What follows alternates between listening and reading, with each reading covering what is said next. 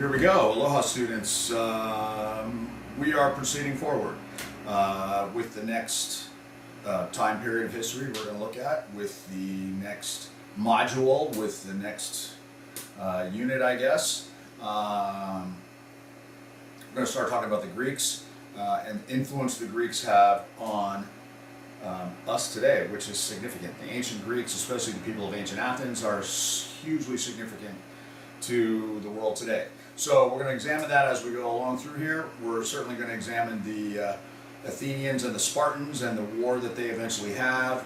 But today is just sort of an introduction, and when we look at Greek history, what we really look at when we start it all off is one of the most famous events of all of history, one of the most mysterious events of all of history. It's a story that everyone knows. So here we go. We're going to talk about today the Trojan War. Okay, well, when we talk about the ancient Greeks and we talk about the Trojan War, one of the things I would sort of say is, if you want to think about the time frame of it, I would sort of talk about it happening about 1200 years BC. So BC, before the life of Christ, is what that basically means. So we're in 2020 AD, after the death of Christ, AD. You'll also see, for example, this could be sometimes you'll see BC and the letter E before the current era, and sometimes this year will be called 2020 CE of the current era. But it still revolves around the life of this person whose last name, his initial was C. So 1200 years before the life of Christ. Just to give you an idea about this, this is right about the time when Ramses the Great is the Pharaoh of Egypt. So there's a lot of questions about the Trojan War, about whether it happened or not. I'll get into that in just a moment. But generally, if it happened, it is believed by historians to be about the time of Egypt's high point. We look at ancient Egyptian history and we look at it, it was the highest level, its golden age, if you will, its greatest moments under the life of Ramses the Great. Greece is just on the rise at that time. The Greeks kind of fight amongst themselves all the time, but right about the same time. So what is bronze? This is a crucial thing. The Egyptians had copper tools, and when I think of bronze, I usually think of third place. I think of the Olympics, and I think of third place. Bronze is a metal that's much harder than copper. Copper is a very malleable metal. Yes, you can make tools out of it, but you can't really make a saw with teeth, because copper is malleable. It's dare I say, a soft metal. So copper wasn't necessarily good for warfare. Do you know what you add to copper to make bronze? Because bronze doesn't just come out of the earth on its own like gold and silver. Bronze is a chemical. It's a result of a chemical reaction between copper and tin, Tin. So tin, like the old tin cans, you have to put tin in with copper and you get bronze. And bronze is a harder metal, and it was used for weapons. It was also used for armor, really, was the key thing that they used. So you'll see this very often, like pre-written history was the Stone Age. We'll talk about, if we're in modern world history, we're talking about the Industrial Age. You could argue that today we're in the computer age. And so you'll see these types of terms thrown around throughout history. Who fought? Basically, there were the two groups that fought were the Greeks versus the Trojans. The Greeks were...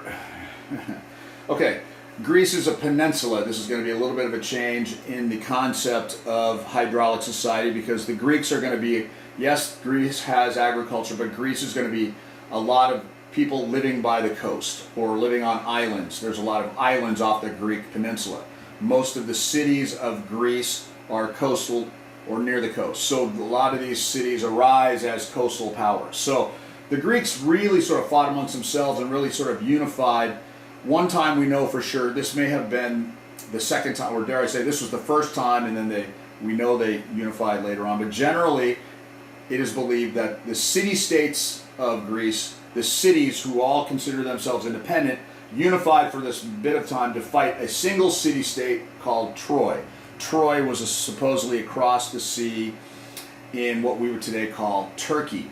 How do we know about this war? Well, they come from two people. One was someone you may be familiar with. His name was Homer. Homer was a Greek poet.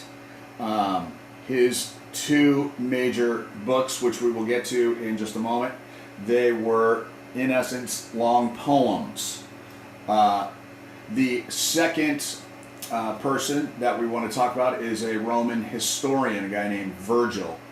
Virgil, that's what Virgil did. He wrote history books. He was during the Roman time period. He was alive. Interestingly enough, Virgil was alive at the time of Julius Caesar and Augustus Caesar and Jesus Christ. And this brings up a very major point about why many people question about. There's a lot of questions about the Trojan War. The main historical stuff we have from Homer and Virgil are from two guys who were not there. Homer, he's roughly listed. He's mysterious as well. He's listed about 700 BC. So he lived, you can see, 500 years after the fact. Virgil lived 1,200 years after the fact, if in fact the Trojan War occurred. We don't have anything written down specifically from the moment 1,200 years ago. So this is why there's a lot of questions around this great story. What was it fought over? Well, there's two theories. One was it was an economic, it was fought over economics. Basically, if you take a look at a map, the Greeks wanted to get into a place called the Black Sea. And again, these people of Greece are trading people because they're ocean-going people. The route into the Black Sea is through a strait. A strait is a very narrow opening of water between two larger bodies of water. And supposedly the city-state of Troy sat on the high ground above the strait into the Black Sea. So the Trojans controlled the trade. They basically had a monopoly on trade into the Black Sea, and the Greeks wanted a piece of this. And so this was really ultimately an economic battle, a battle over economics and growth of each place's economics. Maybe there needed to be some sort of excuse to spark the war. Well, that excuse came with a female, a woman named Helen. And Helen was from Sparta. Now, many of you think about Sparta, the first thing you think of is the movie The 300. When we're talking about this far back, we're talking about this time period way back here. That is not the time of the 300. The Spartans will change their society completely from this time period to what you think of when you think of the movie The 300. Anyway, she was from Sparta, and she left her husband, the Spartan king, to move to Troy because she was having an affair with a younger man named Paris, who was one of the princes of Troy. So she became known as Helen of Troy. So the Greeks said, we're going to get organized, and now we have an excuse to go fight, and we'll say our excuse is to go get Helen back. But probably, if you really want to get down to it, if this war happened, it was probably ultimately having to do with economics, like I said. So this man this is not Helen's husband. This man, his name was Agamemnon, and he was the leader of a different Greek city-state, and he organized an army to take really a navy, and then ultimately soldiers who could fight on the ground, an army, and they sailed to Troy. Were the Trojans, there's discussion, were the Trojans a Greek-speaking people, or were they more of what we would today say a Middle Eastern people? I think that is an interesting discussion, and I think that is still debated. I would suppose that the Trojans knew how to speak Greek, but that was not their native language. Okay, so in order to get to Troy, supposedly, of course, you had to sail there, and so the Greek city-states would each send men in 1 or 2 ships, so a couple hundred guys from each city. And they met at a rallying point in what was called the Aegean Sea, and you'll learn more about that as well, the Aegean Sea. And they sailed to Troy, which probably took them a couple days, maybe a week at the most. And then they laid siege to the city. In other words, they surrounded it. Supposedly Troy had these huge high walls. They were very difficult to breach or take down or attack directly. And so what does lay siege mean? Lay siege means you're basically trying to starve out the city. And legend has it that the Greeks hung around for 10 years trying to starve out the Trojans. Okay, so let's go through the 3 main stories, and I'll do them in a chronological order. The 3 main stories are 2 by Homer and 1 by this guy Virgil, this Roman guy Virgil. Okay, so the first story is the Iliad by Homer, and the Iliad is the story of the war, and the Iliad concentrates on one major man. Well, there's obviously tons of characters here, but the main character of the Iliad is this guy Achilles, and he is the greatest Greek hero. He is the greatest warrior, really, of the whole story. And the high point of the movie, the high point of the book is when Achilles, the greatest Greek warrior, fights Hector, the greatest Trojan hero, the oldest prince of Troy. And so this is a tragic story. There's a lot of very important, including the main character, are killed. Thus it's tragic. I'll come back to that in just a bit. But that's the main part. And then chronologically, if you really wanted to read all the stories of the Trojan War, the next one you would read would be Virgil's book. Virgil's book is called the Aeneid. Just an FYI, it is basically named after a Trojan man named Aeneas, spelled pretty much the same except there's an S at the end. And Aeneas is somebody who survives the end of Troy. And of course, we all know, and this is the most famous aspect of the Trojan War, of course, is the end of the war. And how the Greeks could never get over the wall, they could never get through the wall, they could never get up the wall, the walls of Troy. The Trojans were basically able to withstand the 10-year siege, okay? And then suddenly the Greeks come up with a brilliant idea, and that brilliant idea, of course, is the Trojan horse story. And of course, here's my little picture of this famous, this fun movie called Troy, and of course there is, and maybe I'll show you either this scene or there you can see, basically, I'm sure you know this, the Greeks built this horse as a gift, and of course, what did they fill it up with? They filled it up with Greek troops, Greek soldiers.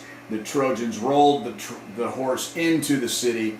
The Trojans rolled the horse into the city, had a big celebration. The Greek soldiers eventually popped out, they opened the gate, and the Greek army swarmed in and destroyed the city of Troy. And so this book is, the very beginning is about the Trojan horse story. The rest of the book is about the remaining Trojans, the surviving Trojans, led by this man named Aeneas, and their attempt to create a new city. The third book, of course, is the most famous one of all. It's Homer's Odyssey. Odysseus is given credit, by the way. Odysseus, you can see that the Odyssey is named after Odysseus. Odysseus is the one given credit in the Aeneid for, he's actually the guy who invents it's his idea, it's his plan, it's his deal. He's the one who comes up with building the horse. And even in the Aeneid, Odysseus is mentioned. Anyway, poor Odysseus tries to go home. What should take for him? He lived on the west side of the Greek peninsula. All this is going on to the east of Greece. So even so, his trip home shouldn't have taken more than a month. And it takes him 10 years to get home.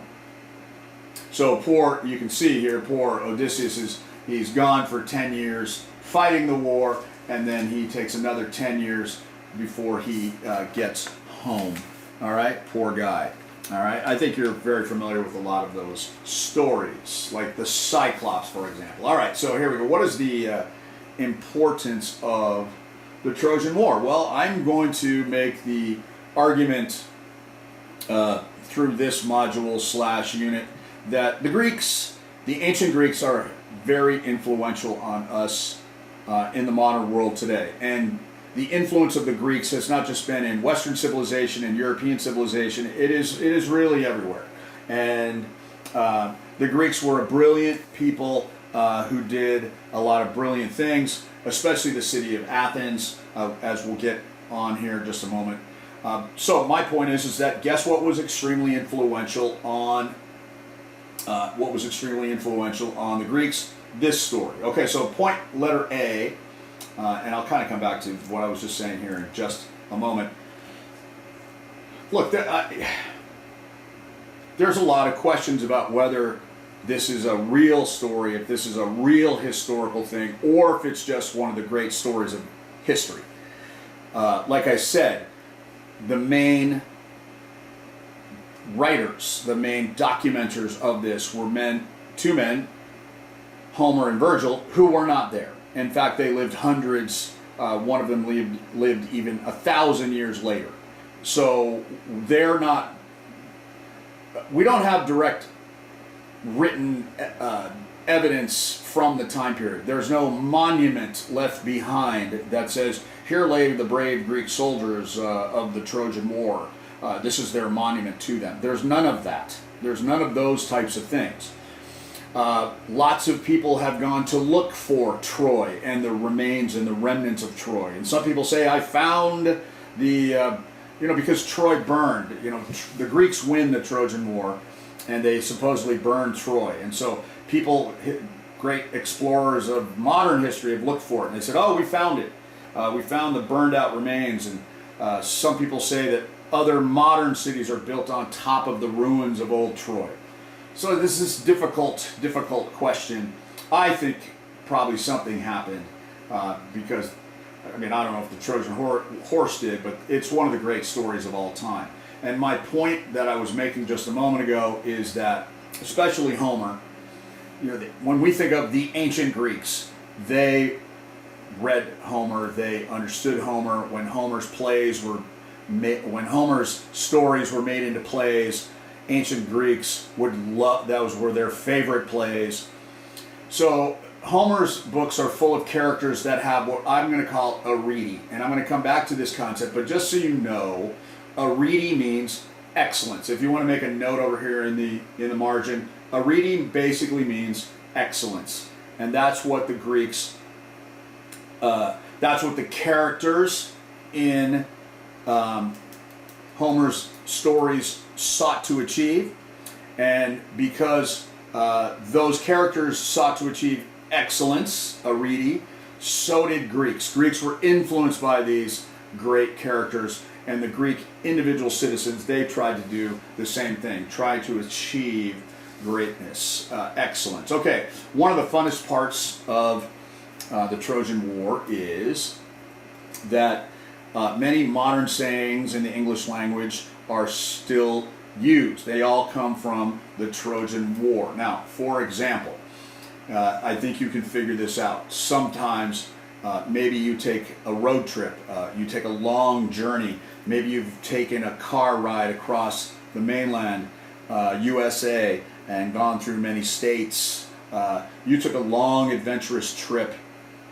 What might that be called? Well, the term is you took an odyssey, because what did Odysseus have to do? He took a long trip.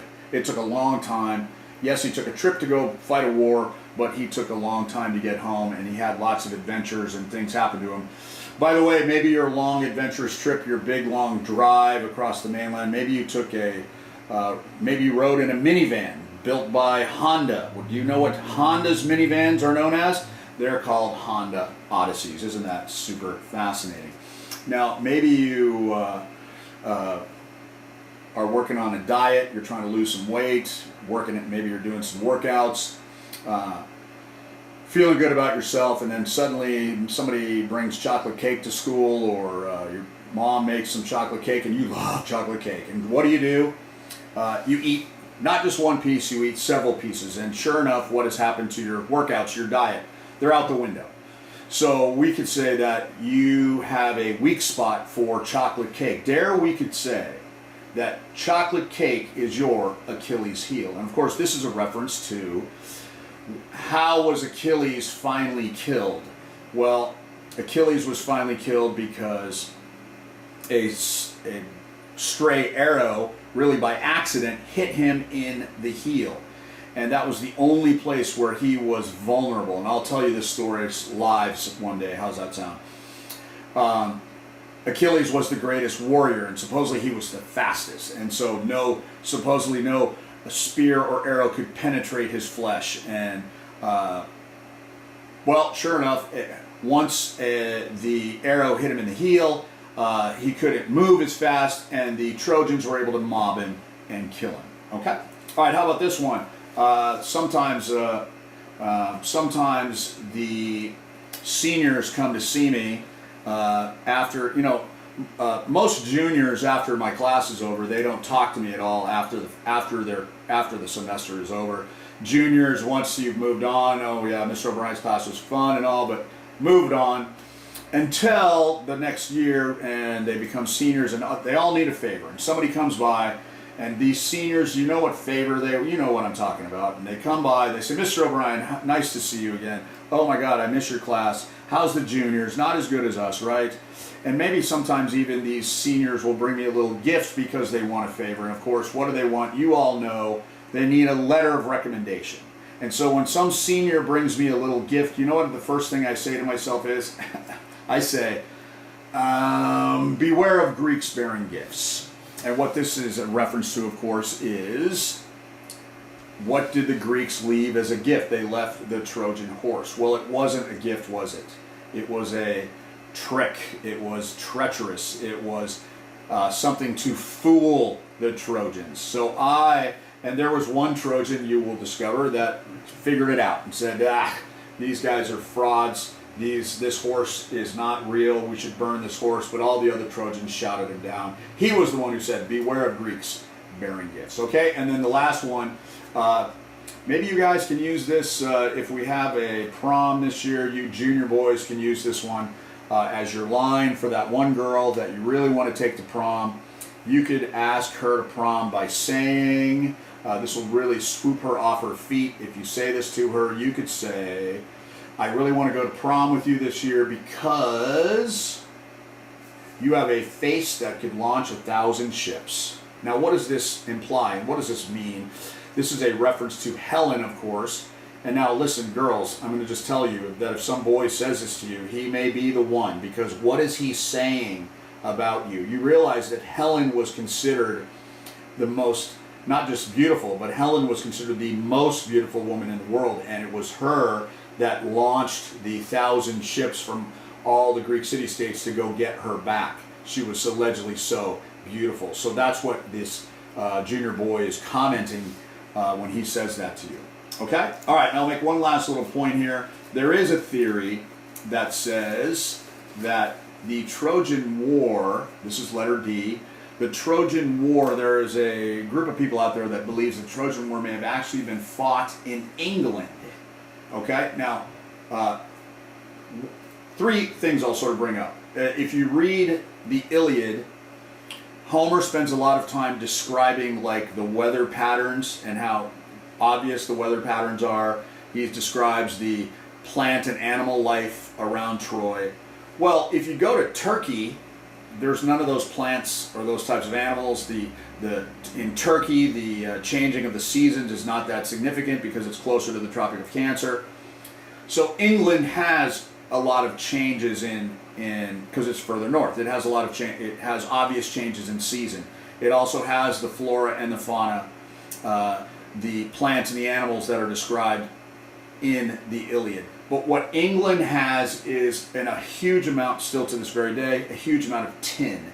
So just to bring this back to the beginning, what is the significance of tin? Tin is needed to make bronze. So if you think about this, maybe it was a regatta, dare I say, an armada, a huge navy of communities from the continent of Europe that banded together and sailed to England with their armies and attacked England because England cut off the supply of tin going back to the European continent. So isn't that fascinating? That's one of the many sort of interesting theories that the Trojan War drums up. Isn't that great? Good stuff, isn't it? Okay, folks, that's the beginning of our discussion on the Greeks. I hope you enjoyed that. I know a lot of you know a lot about the Trojan War and hope you got something sort of new out of this discussion. Okay, we'll see you next time. Aloha.